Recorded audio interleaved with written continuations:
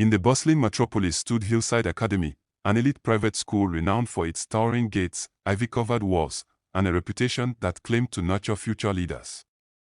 But behind the facade of excellence lay secrets that would make even the most hardened heart shudder. This was not a school but a battlefield, where the wealthy dictated rules and the powerless suffered in silence. What follows is an unmasking of the atrocities hidden in such institutions, a journey through favoritism, abuse, and corruption. The Mask of Excellence. Hillside Academy catered to the crème de la crème of society. Politicians, business tycoons, and celebrities sent their children to this so-called haven of brilliance. The tuition fees alone could bankrupt an average family, ensuring only the elite could afford entry.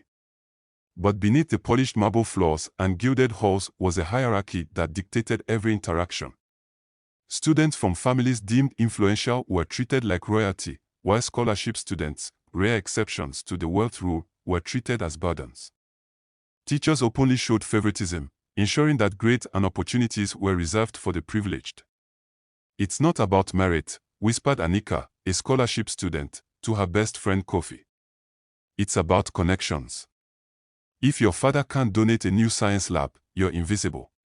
Favoritism unmasked. Anika's words rang true.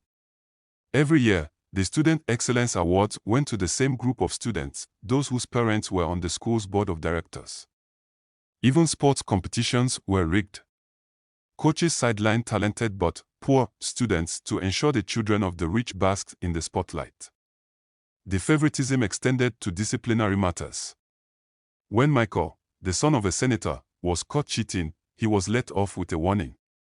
But when Kofi was wrongly accused of stealing a classmate's expensive pen, he was humiliated in front of the entire school and suspended. "The rules are different for them," Kofi muttered as he packed his bag.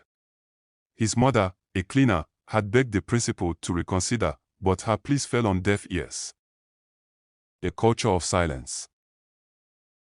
The school had a code of silence when it came to misconduct. Female students like Clara often shared whispered horror stories of male teachers who made inappropriate comments. Mr. Desmond, the biology teacher, was notorious for his leering glances and special tutorials that he conducted behind closed doors. Clara had tried to report him once, but her complaint was dismissed. The principal, Mrs. Bennett, had said with a patronizing smile, "You must have misunderstood his intentions.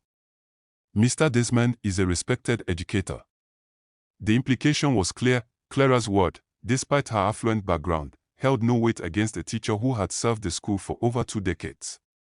Worse still, female teachers were not above reproach.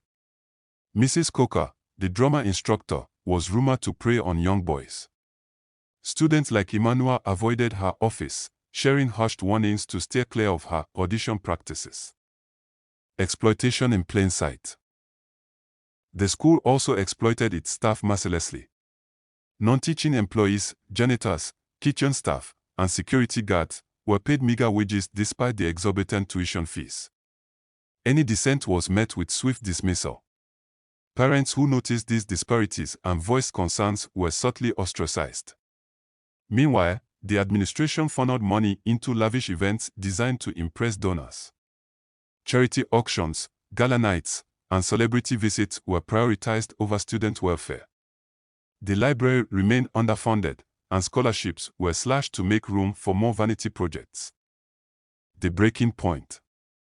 Anika's breaking point came when her younger sister, a fellow scholarship student, revealed that Mr. Desmond had tried to corner her after class. Furious, Anika rallied a group of fellow students who had been victims of the school's injustices. They began documenting incidents, favoritism, harassment, and financial corruption, secretly recording conversations and collecting evidence. The group called themselves the Unheard. They knew taking on the administration would be risky, but they were determined to expose the truth, and testimonies from mistreated students and staff went viral. The parents of affluent students were horrified. They had paid millions to send their children to what they believed was a safe haven. Protests erupted outside the school gates, demanding accountability. The revelation. On a crisp Monday morning, Hillside Academy's pristine reputation was shattered. An anonymous expose flooded social media, detailing the atrocities committed within its walls. Videos of teachers acting inappropriately, audio recordings of administrative corruption. Authorities launched an investigation, and the findings were damning. Mr. Desmond was arrested, and several other staff members faced charges. The principal was forced to resign, and the board of directors was disbanded. Hillside Academy's reputation was in tatters, its name forever associated with scandal. The students of the unheard became symbols of courage, showing that even the most powerful institutions could be held accountable when people united for justice. Hillside Academy was restructured under new leadership with a focus on transparency and student welfare. But for many, the scars remained. Anika and Kofi transferred to public schools, vowing never to let their voices be silenced again. The story of Hillside Academy served as a cautionary tale, a reminder that the glittering facade of privilege often hides deep-seated rot. Private schools like Hillside, built on the backs of favoritism and exploitation, would never again go unchallenged.